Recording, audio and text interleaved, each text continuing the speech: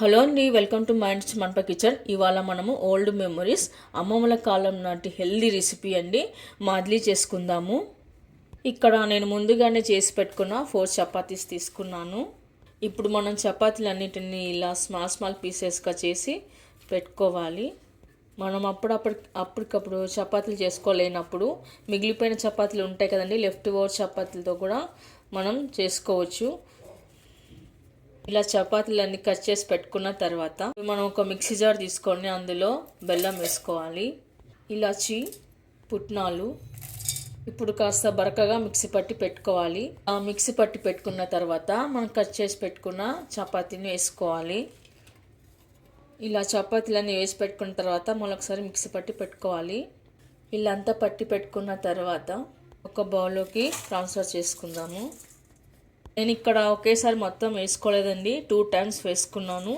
కొద్దిగా మిక్సీలో ఎంత పడుతుందో అంత చూసి వేసుకోవాలి. ఇలా పొడిగా రావాలన్నమాట. మరి ఎక్కువ మిక్సీ పట్టినట్టయితే ముద్ద నీరు వాటర్ అవుతుంది. ఇలా ఒక్కసారి జస్ట్ ఇలా మిక్సీ పట్టి తీసుకోవాలి.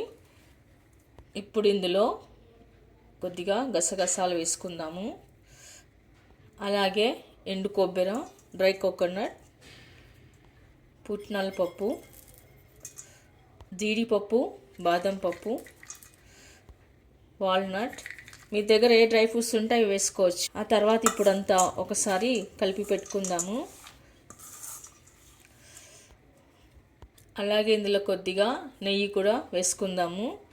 నెయ్యి కూడా వేసుకున్నాక ఒకసారి బాగా కలుపుకొని పెట్టుకోవాలి. ఇది చాలా అంటే చాలా హెల్దీ ఫుడ్ అండి.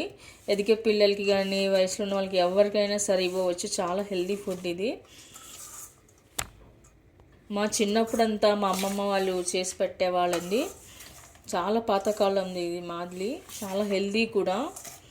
మరి మీరు కూడా ఒకసారి ట్రై చేయండి, మీకు ఎలా కుదిరిందో కామెంట్స్లో పెట్టండి. ఇప్పుడు మనం సర్వింగ్ ప్లేట్లోకి తీసుకుందాము.